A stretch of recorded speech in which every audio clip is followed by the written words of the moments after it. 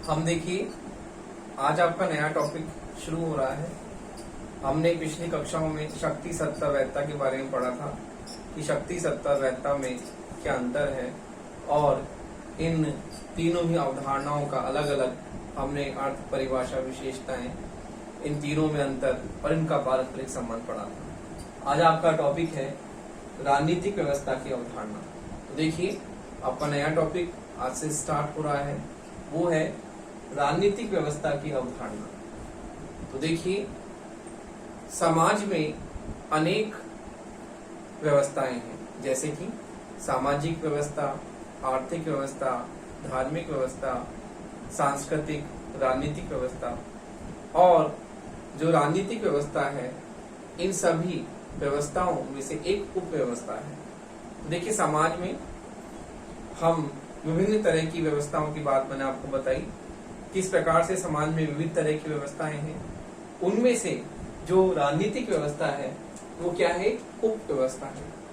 तो राजनीतिक व्यवस्था एक समाज की अन्य व्यवस्थाओं में से उत्पन्न एक उप व्यवस्था है और इसका अध्ययन जो है राजनीति विज्ञान में बहुत ही महत्वपूर्ण रूप से किया जाता है। देखिए राजनीतिक विज्ञान में हम ये कहते हैं कि आधुनिक जो राजनीति विज्ञान के अध्ययन का दृष्टिकोण जो है उसमें हम ये देखते हैं कि आनुभविक अध्ययन की बात हम करते हैं। तो हम ये कहते हैं कि आधुनिक राजनीति विज्ञान में आधुनिक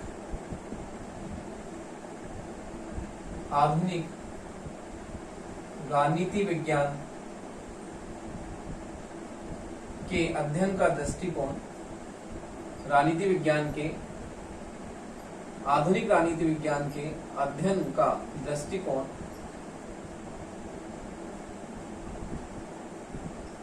आनुभविक अध्ययन पर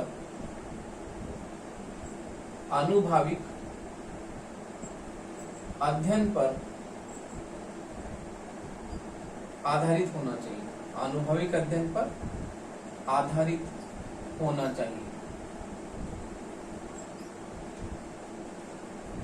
देखिए हम बात करते हैं कि राजनीति विज्ञान के आधुनिक राजनीति विज्ञान के अध्ययन का दृष्टिकोण आनुभविक अध्ययन पर आधारित है और राजनीतिक समाज में घटित होने वाली घटनाओं का अध्ययन यथार्थवादी दृष्टि से होना चाहिए। तो आनुभविक अध्ययन पद्धति पर होना चाहिए। देखिए अध्ययन पद्धति पर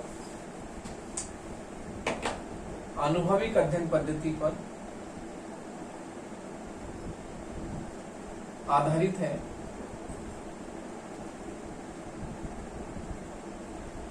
और राजनीति विज्ञान में घटित होने वाली राजनीति विज्ञान में घटित होने वाली घटनाओं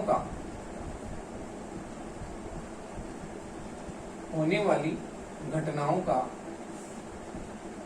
यथार्थवादी अध्ययन होना चाहिए।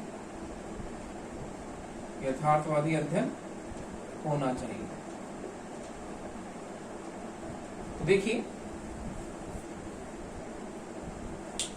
राजनीतिक व्यवस्था जो है वो समाज की अन्य व्यवस्थाओं में से उपजी एक उप व्यवस्था है और हम इसमें राजनीतिक जगत में होने वाली जो भी घटनाएं हैं उन घटनाओं का अध्ययन करते हैं हम राजनीति विज्ञान में। तो देखिए राजनीतिक व्यवस्था में राजनीतिक घटनाओं का अध्ययन तथ्यात्मक आधार पर किया जाता है और हम ये देखते हैं कि आधुनिक राजनीति विज्ञान के अध्ययन का दृष्टिकोण क्या है? अनुभविक अध्ययन पद्धति पर आधारित है, क्योंकि व्यवहारवादी क्रांति दूसरे महायुद्ध के बाद में हुई थी और इस क्रांति ने राजनीति विज्ञान में अनुभविक अध्ययन की शुरुआत की और अब राजनीति विज्ञान में अनुभविक अध्ययन पर आधारित ही अध्ययन होने लगा।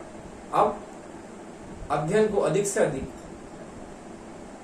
वैज्ञानिक बनाने के लिए जो राजनीति शास्त्री हैं, राजनीति सिद्धांतकार हैं, उन्होंने महत्वपूर्ण प्रयास किए और उनके प्रयासों के द्वारा राजनीति विज्ञान एक विशुद्ध विज्ञान के रूप में स्थापित होने लगा।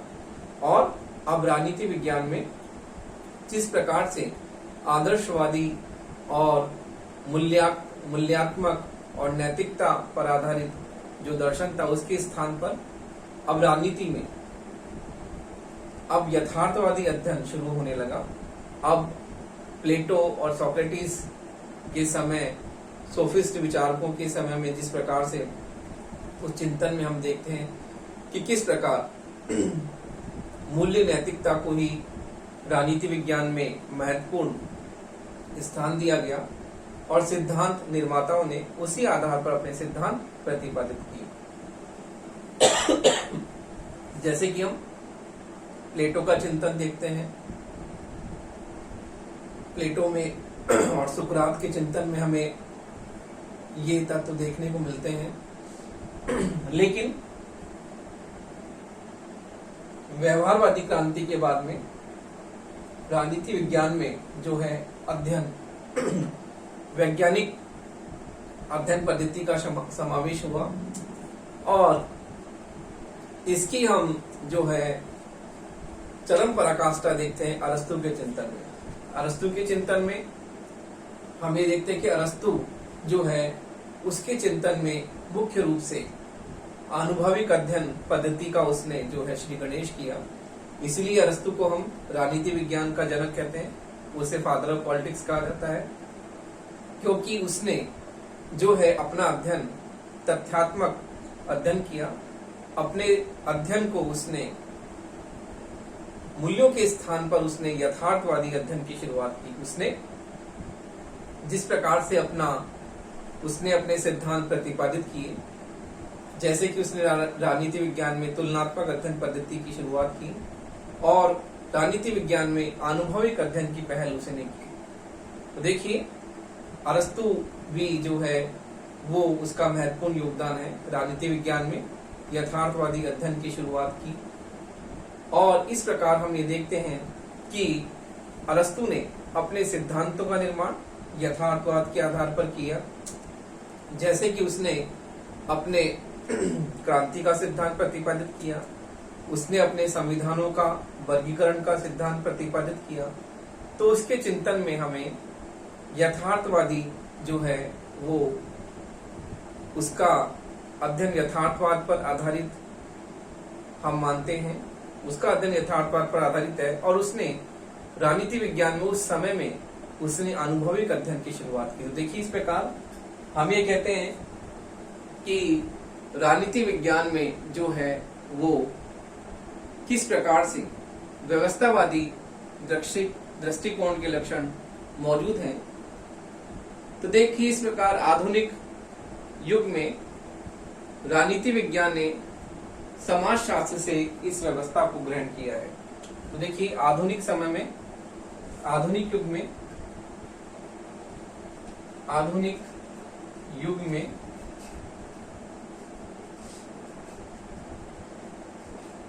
राजनीति शास्त्र ने समाजशास्त्र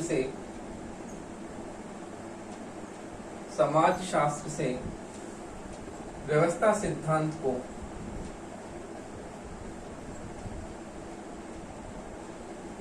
ग्रहण किया है। समाजशास्त्र से व्यवस्था सिद्धांत को ग्रहण किया है। और हम ये देखते हैं कि सबसे पहले बर्ट्रैंड लेफली ने इस व्यवस्था शब्द का प्रयोग किया।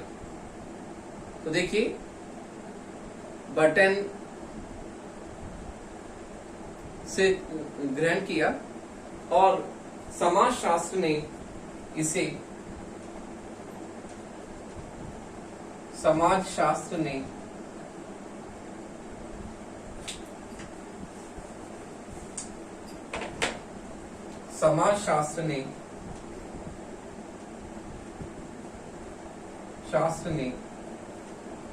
इसे जीव विज्ञान से से लिया। तो देखिए, सबसे पहले राजनीति शास्त्र ने आधुनिक युग में व्यवस्था सिद्धांत को समाजशास्त्र में ग्रहण किया, लेकिन समाजशास्त्र ने इसे जीव विज्ञान से लिया। तो देखिए, बर्टैंड लेल्फी नाम के व्यक्ति, जो कि जिस प्राणी शास्त्र का अध्ययन जिसने किया, शरीर के अंगों की रचना के बारे में उसने अपना सिद्धांत प्रतिपादित किया। तो राजनीति शास्त्र ने समाजशास्त्र से ये व्यवस्था सिद्धांत लिया, लेकिन समाजशास्त्र ने इसे जीव विज्ञान से लिया। तो आधुनिक युग में इस व्यवस्था सिद्धांत का सबसे पहले प्रयोग किया बर्ट लेल्फी ने। तो देखिए, मैं आपको बताता हूं कि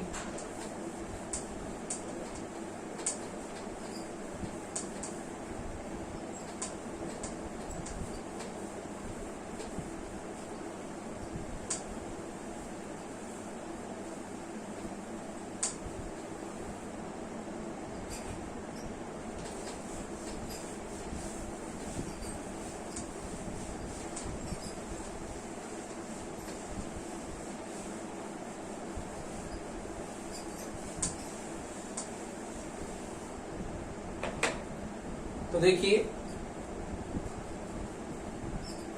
व्यवस्था शब्द का सबसे पहले प्रयोग, व्यवस्था शब्द का सर्वप्रथम प्रयोग, व्यवस्था शब्द का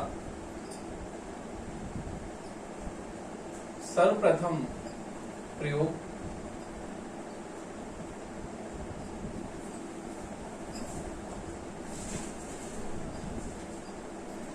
बर्ट लेल्फी ने प्राणी शास्त्र में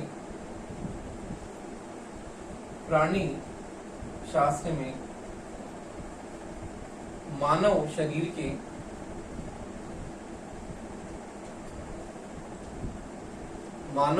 के विभिन्न अंगों का, मानव शरीर के विभिन्न अंगों का अध्ययन करते समय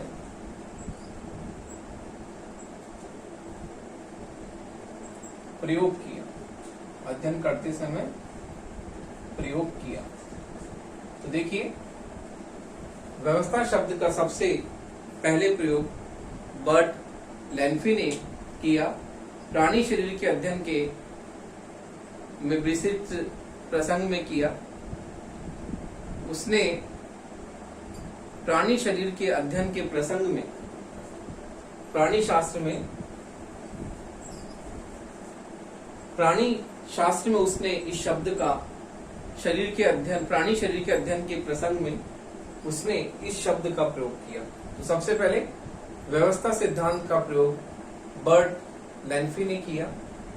तो देखिए, इस प्रकार हम देखते हैं कि व्यवस्था सिद्धांत में किस प्रकार जो है हम इनकी शुरुआत जो हुई, और अब द्वितीय महायुद्ध के बाद राजनीति विज्ञान में भी इस शब्द का जो प्रयोग बहुत ही तेजी से होने लगा। दूसरे महायुद्ध के बाद में राजनीति विज्ञान में महत्वपूर्ण क्रांति हुई, जिसे हम व्यवहारवादी क्रांति के नाम से जानते हैं। व्यवहारवादी क्रांति ने राजनीति विज्ञान में इस व्यवस्था सिद्धांत का जो है प्रतिपादन किया, और व्यवहारवादी दृष्टिकोण के बाद में राजनीति विज्ञान में आनुभविक अध्ययन, वैज्ञानिक अध्ययन पद्धति, नई नई तकनीकों का समावेश होने लगा, और इस प्रकार जो है राजनीति विज्ञान में भी व्यवस्था सिद्धांत का जो है इसका अध्ययन किया जाने लगा। तो देखिए, दूसरे महायुद्ध के बाद में, व्यवहारवादी क्रांति के बाद में राजनीति विज्ञान में व्यवस्था संबंधी सिद्धांत, व्यवस्था सिद्धांत का जो है वो बहुत ही तेजी से जो इसका आगमन हुआ, और अब जो अध्ययन में आनुभविक अध्ययन और वैज्ञानिक अध्ययन जो है उस पर अधिक से अधिक बल दिया जाने लगा, क्योंकि अब सभी राजनीति शास्त्रियों का जो लक्ष्य था वो था राजनीति विज्ञान को विशुद्ध विज्ञान के रूप में प्रतिस्थापित करना और इसे अधिक से अधिक इसको वैज्ञानिक बनाना। तो इसलिए आनुभविक अध्ययनों पर बहुत ही ज्यादा ध्यान दिया जाने लगा और अध्ययन में वैज्ञानिक अध्ययन पद्धतियों पर जो है बहुत ही ज्यादा इसमें बल दिया जाने लगा। तो देखिए, हम देखते हैं कि इसमें राजनीति विज्ञान में व्यवस्था सिद्धांत के विकास में डेविड ईस्टन, आमंड लासवेल, राजनीति विज्ञान में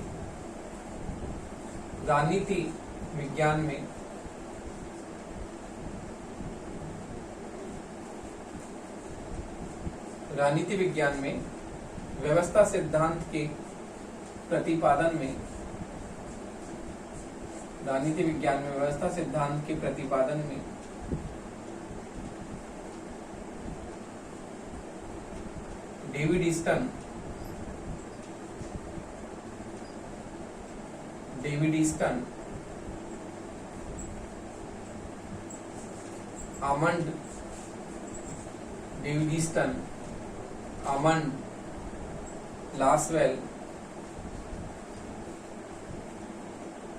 डेविड ईस्टन, आमंड लासवेल, तथा मार्टिन कैप्लान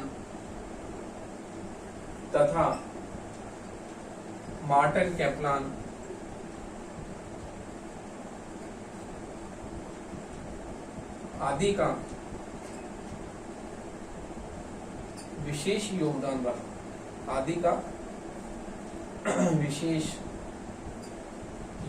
रहा।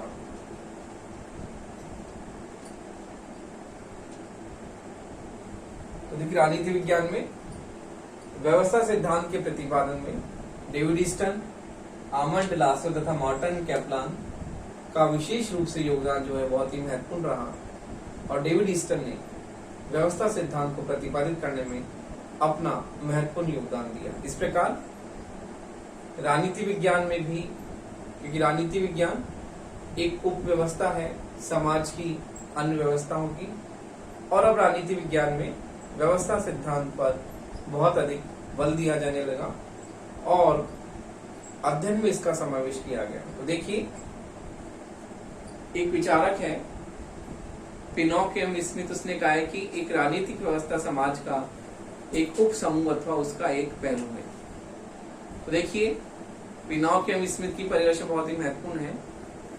एक राजनीतिक व्यवस्था समाज का पिनॉक एम स्मिथ के अनुसार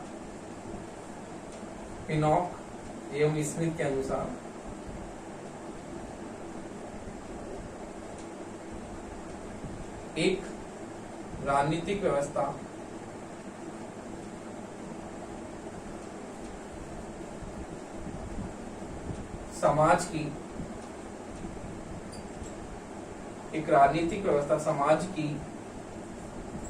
समाज की एक उप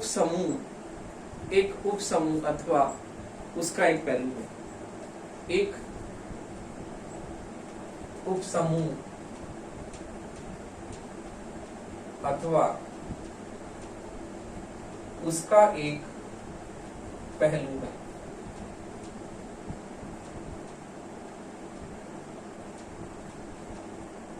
देखिए, मैंने आपको बताया था कि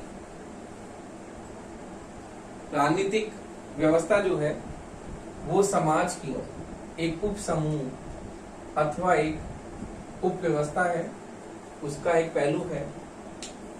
तो सबसे पहले बर्टलेन्फी ने प्राणी शास्त्र के अध्ययन में व्यवस्था शब्द का सबसे पहले प्रयोग किया।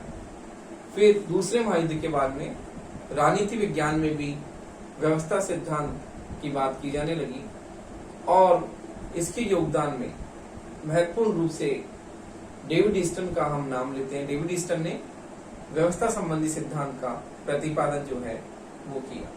तो देखिए, अब इसके बाद में हम देखते हैं कि किस प्रकार से व्यवस्था, उप व्यवस्था और सामाजिक व्यवस्था का अर्थ हम देखते हैं कि किस प्रकार से व्यवस्था, उप व्यवस्था एवं सामाजिक व्यवस्था का क्या अर्थ है। तो देखिए व्यवस्था, उपव्यवस्था एवं सामाजिक व्यवस्था का अर्थ हमें पहले समझना होगा।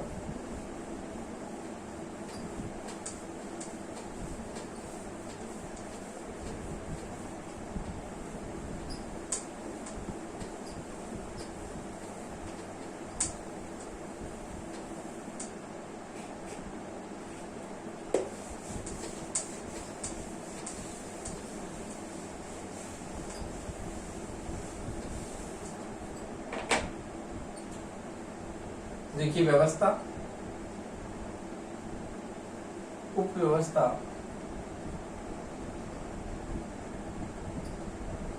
एवं सामाजिक व्यवस्था का अर्थ।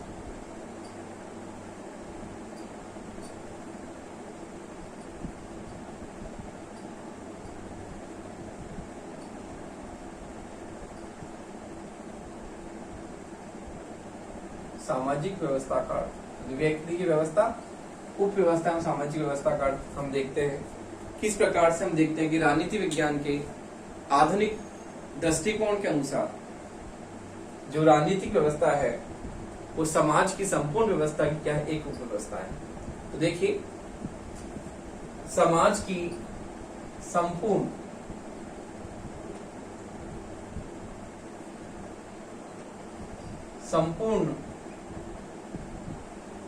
सामाजिक व्यवस्था की,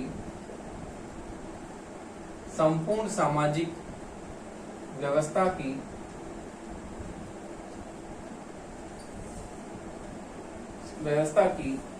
एक उपव्यवस्था क्या है, राजनीतिक व्यवस्था। जैसा कि अभी अभी हमने पिनॉक एवं स्मिथ की परिभाषा से ये स्पष्ट किया था कि समाज की जो विभिन्न व्यवस्थाएं हैं उन संपूर्ण सामाजिक व्यवस्थाओं में से राजनीतिक व्यवस्था जो है वो इसकी एक उपव्यवस्था है। समाज में अन्य व्यवस्थाएं शामिल हैं और राजनीतिक व्यवस्था जो है वो संपूर्ण सामाजिक व्यवस्था की एक प्रमुख उपव्यवस्था है। समाज में सामाजिक, धार्मिक, सांस्कृतिक, आर्थिक, अन्य कई सारी व्यवस्थाएं हैं और जो राजनीतिक व्यवस्था है वो क्या है, इसकी एक उपव्यवस्था है। तो समाज में संपूर्ण सामाजिक व्यवस्था की एक उपव्यवस्था के रूप में हम राजनीतिक व्यवस्था को मानते हैं कि राजनीतिक व्यवस्था संपूर्ण सामाजिक व्यवस्था की क्या है, एक उपव्यवस्था है। तो देखिए समाज में विभिन्न व्यवस्थाएं हैं और राजनीतिक व्यवस्था जो है वो इसकी एक उपव्यवस्था है। तो देखिए अब हम देखते हैं कि सामान्य व्यवस्था का अर्थ जो होता है वो होता है कि किसी भी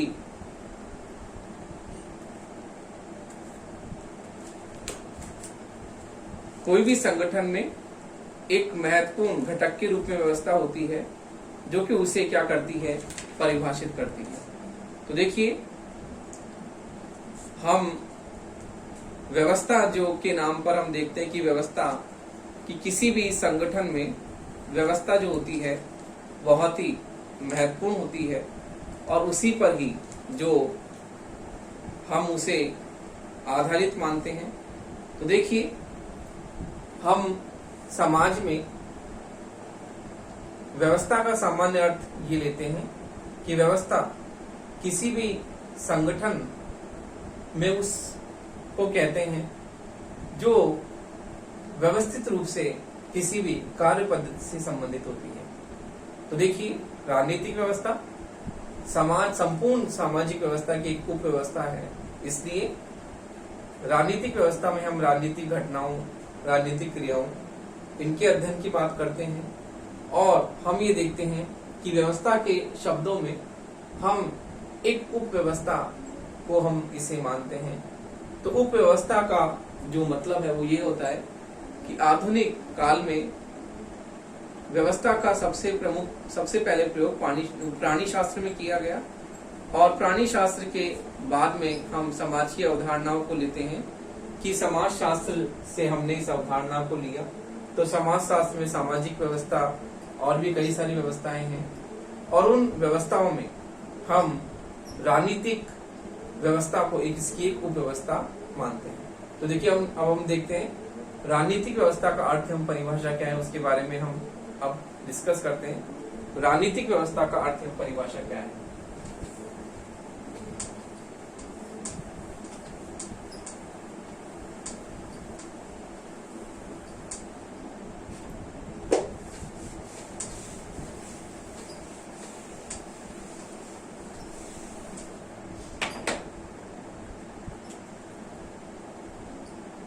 देखिए राजनीतिक व्यवस्था का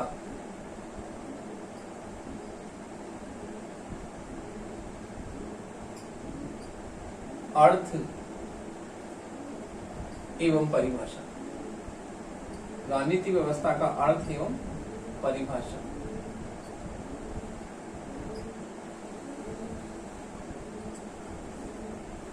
तो देखिए हमने ये देखा कि राजनीतिक व्यवस्था संपूर्ण सामाजिक व्यवस्था की एक उपव्यवस्था है, और अब हम राजनीतिक व्यवस्था के अर्थ एवं परिभाषा के बारे में देखते हैं कि परंपरागत राजनीतिक विज्ञान द्वारा जिसे राज्य एवं सरकार कहा गया, उसे ही आधुनिक राजनीतिक विज्ञान ने राजनीतिक व्यवस्था का नाम दिया। तो देखिए परंपरागत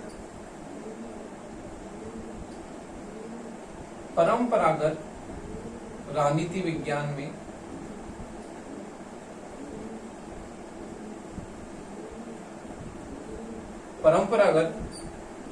विज्ञान में राज्य एवं सरकार जिसे कहा गया, परंपरागत राजनीति विज्ञान में राज्य तथा सरकार जिसे कहा गया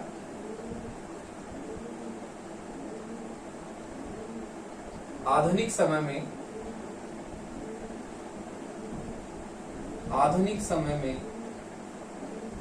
उसे ही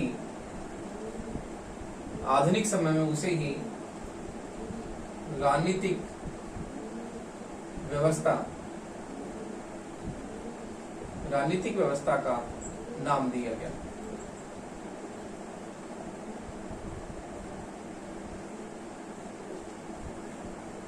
आधुनिक समय में उसे ही राजनीतिक व्यवस्था कहा गया। तो देखिए राजनीतिक व्यवस्था जो है हम बात करते हैं। तो देखिए परंपरागत राजनीति विज्ञान में राज्य और सरकार की हम बात करते हैं, लेकिन अब आधुनिक समय में क्योंकि राजनीतिक व्यवस्था समाज की एक उपव्यवस्था है, और इसका हमने देखा कि हमने प्राणी शास्त्र से इसे लिया, तो अब आधुनिक समय में राजनीतिक व्यवस्था इसे नाम दिया गया, क्योंकि अब राज्य और सरकार बहुत ही प्राचीन नाम हो गए थे। अब इसके स्थान पर अब आधुनिक समय में राजनीतिक व्यवस्था इसे नाम दिया गया। और हम देखते हैं कि तथ्यात्मक दृष्टि से भी देखते हैं कि राज्य और सरकार की जब हम बात करते हैं तो ये राजनीति विज्ञान को बहुत ही सीमित क्षेत्र में लेकर जाता है, क्योंकि आधुनिक दृष्टिकोण का जो है श्री गणेश हुआ राजनीति विज्ञान में। व्यवहारवादी क्रांति के बाद में राजनीति विज्ञान में आनुभविक अध्ययन की शुरुआत हुई, और अध्ययन को वैज्ञानिक बनाने पर अधिक से अधिक बल दिया जाने लगा। तो देखिए अब जो इसका नाम जो है राज्य सरकार के स्थान पर इसे राजनीतिक व्यवस्था के रूप में जाना जाने लगा। इसे नया नाम दिया गया, इसे राजनीतिक व्यवस्था के नाम से जो है अब जाना गया। तो देखिए अब राजनीतिक व्यवस्था जब इसे शब्द नाम दिया गया तो इसका क्षेत्र जो पहले सीमित था, संकुचित था, अब इसका क्षेत्र बहुत ही व्यापक हो गया, बहुत ही विस्तृत हो गया। तो हम देखते हैं कि राजनीतिक व्यवस्था के पदनाम से इसका जो क्षेत्र, जैसे परंपरागत राजनीति विज्ञान में हम देखते हैं कि इसका विषय क्षेत्र बहुत ही सीमित, क्योंकि केवल राज्य और सरकार की बात ही की जाती थी, शासन का मतलब राज्य और सरकार से लेते थे। लेकिन अब आधुनिक समय में अब राज्य और सरकार के स्थान पर इसे राजनीतिक व्यवस्था का नाम दिया गया। तो देखिए राजनीतिक व्यवस्था का नाम देने से जो इसका अध्ययन क्षेत्र है वो बहुत ही व्यापक हो गया और इसके अध्ययन में राज्य और सरकार के साथ साथ अन्य तत्वों को भी इसमें शामिल किया गया। तो देखिए राजनीतिक व्यवस्था जो है वो बहुत ही व्यापक अवधारणा है और इसमें राजनीतिक व्यवस्था की अवधारणा में राज्य और सरकार के अध्ययन के साथ साथ औपचारिक अध्ययन के साथ साथ देखिए राज्य एवं सरकार के राज्य एवं सरकार के राज्य एवं सरकार के औपचारिक अध्ययन के साथ साथ राज्य एवं सरकार के औपचारिक अध्ययन के साथ साथ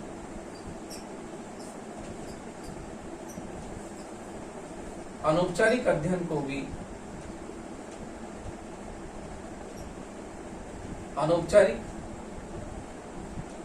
अध्ययन को भी शामिल किया गया। अनौपचारिक अध्ययन को भी शामिल किया गया। देखिए राजनीतिक व्यवस्था में हमने देखा कि किस प्रकार से राज्य और सरकार की हम बात करते हैं तो हम देखते हैं परंपरागत राजनीतिक विज्ञान में जिस प्रकार से प्लेटो, हॉब्स लॉक ये प्राचीन विचारक हैं जो केवल राज्य और सरकार से ही जो है शासन का मतलब समझते हैं। लेकिन अब समय व्यवहारवादी क्रांति के बाद में समय बदल गया, आधुनिक युग की शुरुआत हुई और आधुनिक समय में इसे राजनीतिक व्यवस्था का नाम दिया गया और अब इसमें राज्य एवं सरकार के औपचारिक अध्ययन के साथ साथ अनौपचारिक संस्थाओं के अध्ययन की भी बात की गई। जैसे कि हमने जब व्यवहारवादी क्रांति वाला टॉपिक पढ़ा था तो आपको स्पष्ट रूप से बताया था कि व्यवहारवाद की क्या क्या मूलभूत विशेषताएं हैं, क्या क्या लक्षण हैं और व्यवहारवादी क्रांति का जब हमने अध्ययन किया था उसमें आपको बताया था कि व्यवहारवाद के अध्ययन में क्या क्या चीजें शामिल हैं और इसके विषय क्षेत्र में हमने किन किन विषयों को शामिल किया है। तो देखिए अब जो अध्ययन का स्वरूप बदलने लगा, अब अध्ययन में राज्य और सरकार जो कि बहुत ही पुरानी चीजें हो गई थी उनके स्थान पर अध्ययन में अनौपचारिक अध्ययन की शुरुआत की जाने लगी कि राज्य और सरकार केवल औपचारिक अध्ययन की बात करते हैं तो हम केवल राज्य और सरकार को शामिल करके अध्ययन को औपचारिकता देते हैं, जबकि औपचारिक के साथ साथ अनौपचारिक अध्ययन को भी अब इसमें शामिल किया जाने लगा। तो देखिए अनौपचारिक संस्थाओं में हम राज्य और सरकार के साथ साथ शक्ति, सत्ता, राजनीतिक मनोवृत्ति। तो देखिए अब अनौपचारिक अध्ययन की बात हम करते हैं। शक्ति,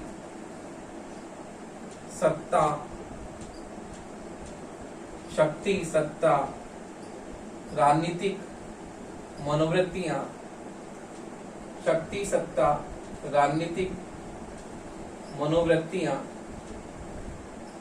शक्ति, सत्ता, राजनीतिक मनोवृत्तियां तथा व्यक्तियों के पारस्परिक अंतः संबंध तथा व्यक्तियों के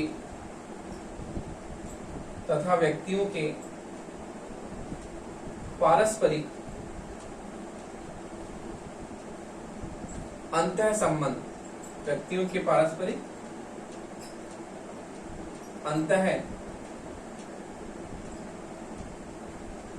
पारस्परिक अंतः संबंधों को भी व्यक्तियों के पारस्परिक अंतः संबंधों को भी अध्ययन में शामिल किया गया।